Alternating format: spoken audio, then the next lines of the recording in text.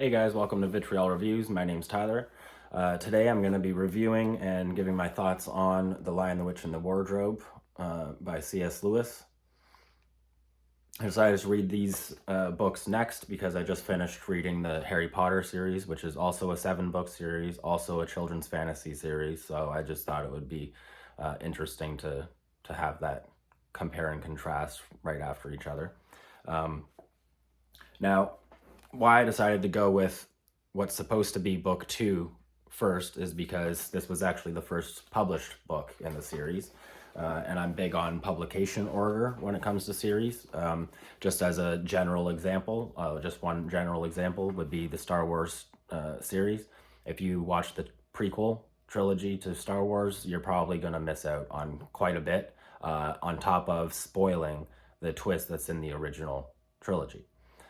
So there's things of that nature, mysteries set up or storylines explored in the prequel series are first raised in, like, the questions are first raised in the original trilogy. So, you know, there's things like that. You only really care about the growth of Anakin Skywalker because you know what he becomes eventually. Without that knowledge, it might be still entertaining, but you're missing out on a big chunk of it. So that's why I decided to go with publication order. So this story is essentially just about 4 kids who find their way to a magical land through a wardrobe, and they have to overthrow the evil white witch who's taken over the place, essentially. Going into this book, I knew it was a Christian allegory, and I think I largely avoided it when I was a teenager because it was Christian and I was a teenager, and like one of those angry, rebellious teens, so everything that was previous to me was not good. I've since grown from that, but that was the case at that point. And then now I had the expectation, or the, not expectation, but the concern that it was going to come off preachy because I did know it was a Christian allegory. However, it did not come off preachy at all. I really like the writing style. The writing style is really, really good.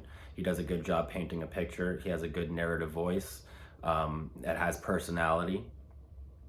And he does a really good job of describing emotions, deep emotions, in a way that could be understood by kids and in a way that, for me, I can feel deeply as an adult. So I'll just read a couple of quotes just to give you an example of kind of what I mean by this. And when I give these quotes, they're not spoilery quotes, so don't worry about spoilers until later on. I'll get to that and give you a warning. Quote, "Perhaps it has sometimes happened to you in a dream that someone says something which you don't understand, but in the dream it feels as if it had some enormous meaning. Either a terrifying one which turns the whole dream into a nightmare, or else a lovely meaning, too lovely to put into words, which makes the dream so beautiful that you remember it all your life and are always wishing you could get into that dream again.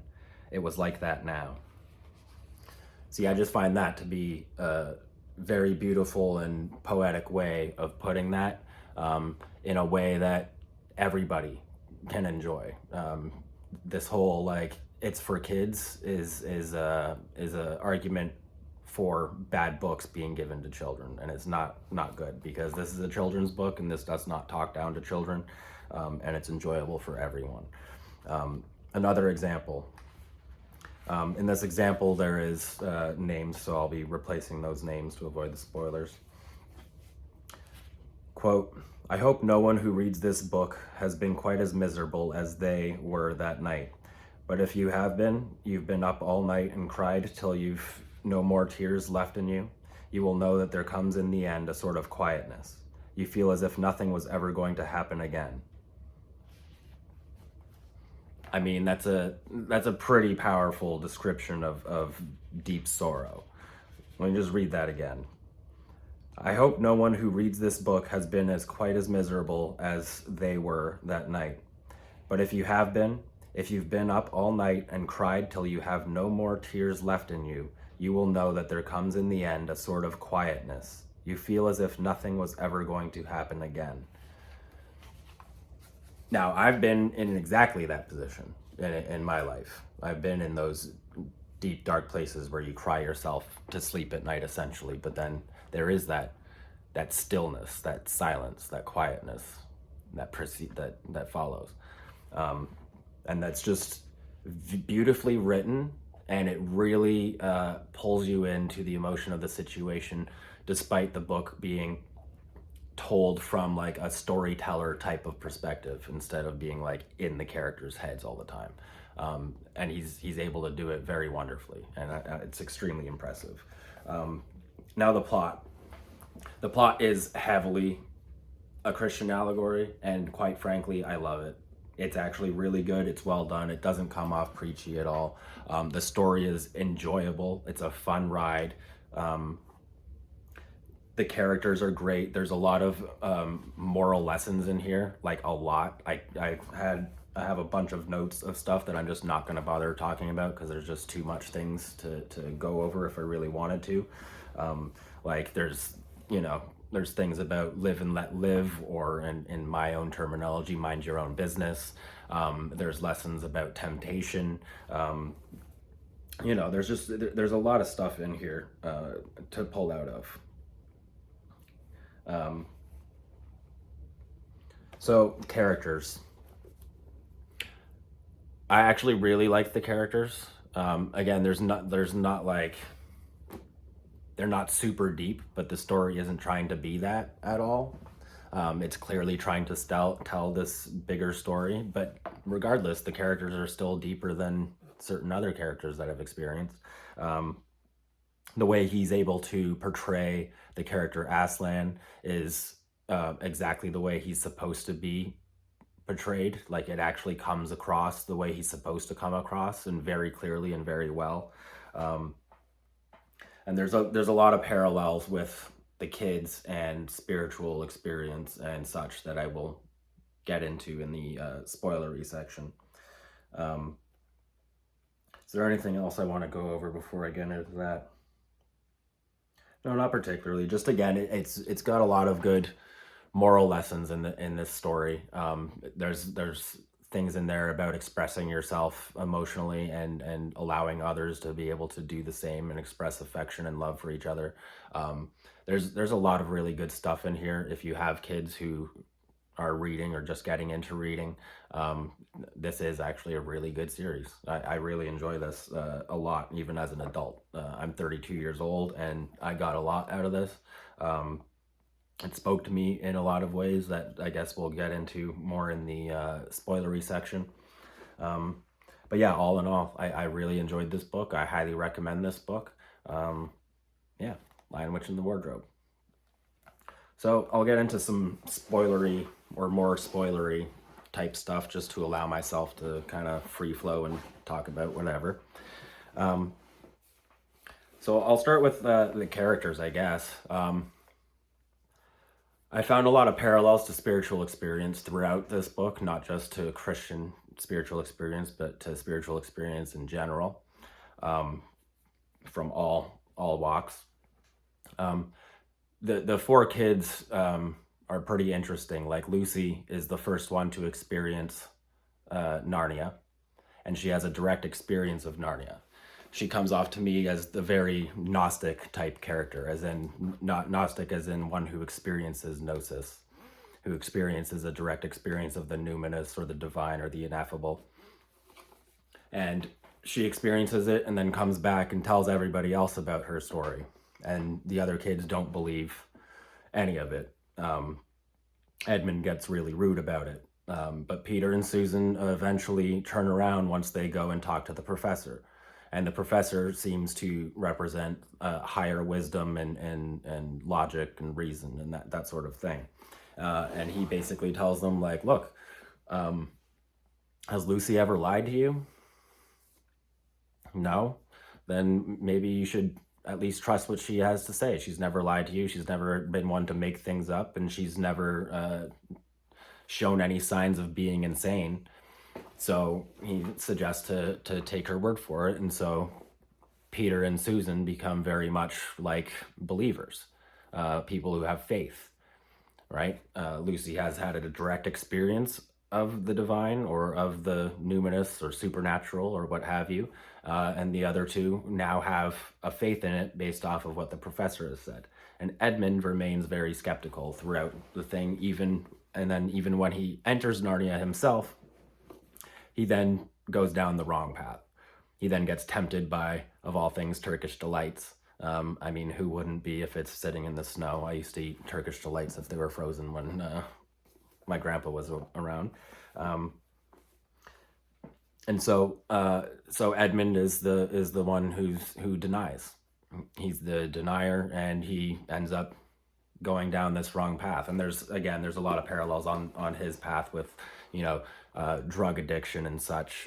For example, when just right off the bat with the Turkish delights, he actually has a strong craving for it, and that's part of the magic behind why the White Witch gave it to him. But when he's approaching the White Witch's house, he has this moment where he's like, basically, I've gone too far. May as well just, like, I'm already here, I may as well go in the door kind of thing. And I find this is very true among drug addicts and anybody going down any sort of path that's not necessarily meant for them, is that at a certain point they realize that it's bad, but in their eyes, or at least their own resistance to the correct path causes them to start saying, well, I've already gone this far, it's too late now, it's too late for me, I'm lost already, may as well stay lost, kind of an idea. And it really paints that picture pretty well as well. Now the White Witch, she's actually just kind of cool. I'm just going to mention that it's kind of cool that she's supposed to be a daughter of Lilith and a giant, or otherwise known as Nephilim. So I just thought that was actually really cool. And then you have Aslan himself, which is just clear as day, the most blatant allegory for Christ ever. The way he describes Aslan actually comes across the way it seems like he's supposed to come across. It really does. Like, it actually, the way he describes Aslan and first meeting Aslan, it comes across as like he's bigger than life, and yet he's still human and humble, which is really, really interesting. And also it is interesting that they also mention when they first meet Aslan this feeling of like, it's awe essentially, but the way he describes it is something like awful and good at the same time, or what have you, but it's a sense of awe. It's when you confront something that's so great that it's just like, oh my God. And a lot of people, I feel, interpret that kind of feeling as fear. And this is where that whole fear of God type concept comes from, and whatnot. It's this awe of something so great and so powerful. And it really does come across very well in this.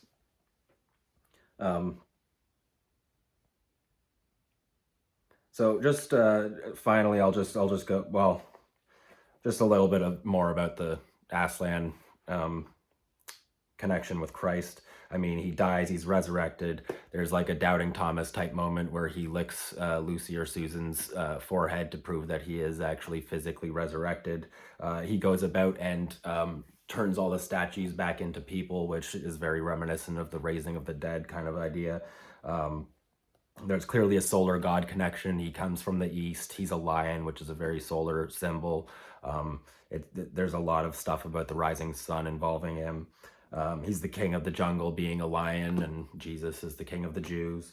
Then when you have him being killed, they shave the mane, they put a muzzle on him, very similar to taking the robes off and putting on the crown of thorns. The table acts as the cross, and he saves Edmund. When Edmund is finally repentant of what he's done and regretful of what he's done, that's when he's saved. He's not saved before he repents, he's saved after he repents and wants to go on the right path, which is another nice little touch, right? Now I want to just finally, I'll just get into this one last little thing that I wanted to talk about, because there is a lot that I could talk about, but again, I don't want to just go into deep dives with all of my videos and things like that, right? So this is from the end of the book, right? This is the very end of the book. It's the last thing, or the last things the professor has to tell them. All right, here we go. Quote, "Yes, of course you'll get back to Narnia again someday. Once a king in Narnia, always a king in Narnia. But don't go trying to use the same route twice. Indeed, don't try to get there at all. It'll happen when you're not looking for it. And don't talk too much, even about it, even among yourselves. And don't mention it to anyone else unless you find that they've had adventures of the same sort themselves." What's that? How will you know? Oh, you'll know, all right. Odd things they say, even their looks, will let the secret out. Keep your eyes open. Bless me, what do they teach them at these schools? That's the last thing the professor has to say to them. Right, so there's actually quite a lot to unpack here if you really wanted to, right? So don't go trying to use the same route twice. Indeed, don't try to get there at all. This is really interesting because a lot of people will, I'll just use drugs as an example. A lot of people experience psychedelic experiences and feel like they've connected with something divine or something beyond them or what have you. And maybe they have.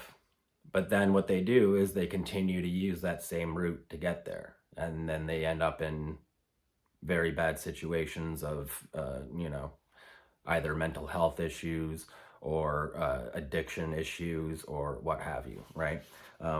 This is because they keep trying to use that same route to get there, that drug, that they're trying to chase that high, right?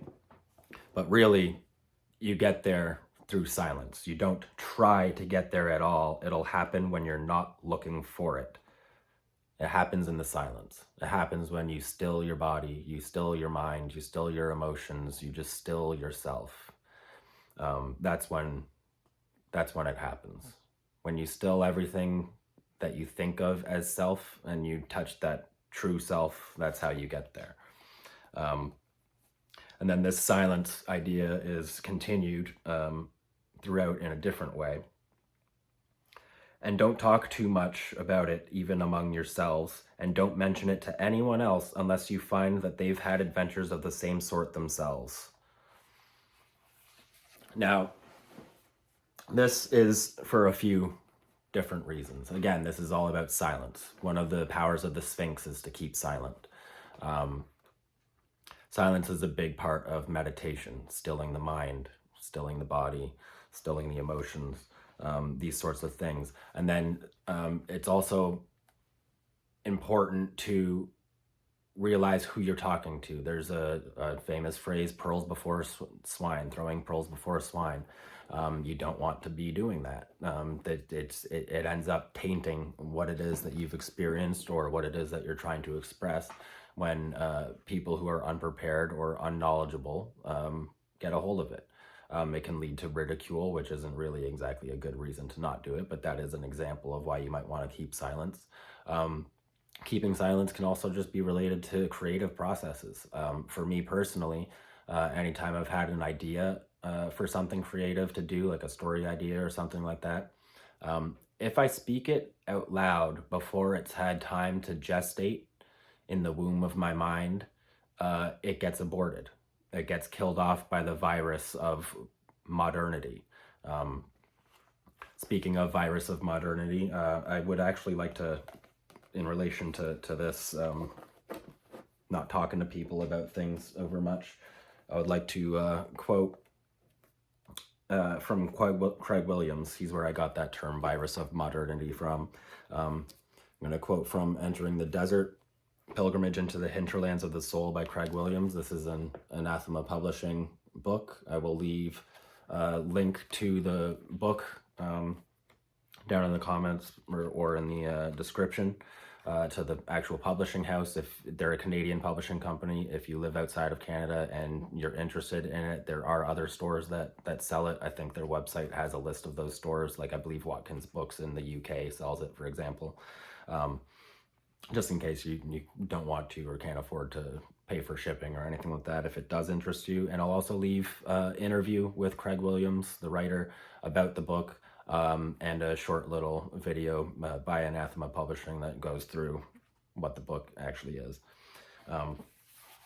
So this is, again, in relationship to keeping silence. Quote,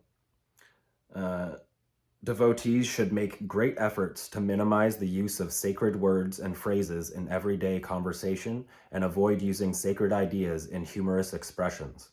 These actions, in addition to diluting the power of language to convey the numinous, weaken the expression of the sacramental vision. I'll read that again. Devotees should make great efforts to minimize the use of sacred words and phrases in everyday conversation and avoid using sacred ideas in humorous expressions. These actions, in addition to diluting the power of language to convey the numinous, weaken the expression of the sacramental vision. So again, when you do this, when you speak over much, you talk too much about your own inner experiences, it tends to cheapen them. It can even go so far as to become a commodification process, where you see, T-shirts being sold with for profit with, sacred writings on it, or sacred phrases, or sacred images printed on them, and it's a commodification of it. And it kind of what it is an attempt to do is to cheapen it and to make it seem less other than it is, less supernatural, less uncanny, less frankly disturbing than spiritual practice actually is. It's supposed to be disturbing. It rumbles you to your core. It's supposed to disturb the status quo of your entire being. It's supposed to shake things up. It's supposed to be tower moments over and over and over again. At least that's my understanding and my experience so far. So yeah, that's just how I guess I'm going to go through my reading process. It's going to be essentially, I guess, a review and then just a rant about whatever random thing I decide to cling on to in the book for myself. Hopefully that rant made some sense. The next book I'll be reviewing is going to be Prince Caspian, which is the next published book in the Chronicles of Narnia series. And again, I will leave information about Entering the Desert by Craig Williams. I highly recommend this book to anybody who is into any sort of meditation or spiritual practice of any kind. It doesn't matter what kind of spiritual practice you're into, you will be able to get great benefits out of reading this and applying it to your life. This is not just a book to read.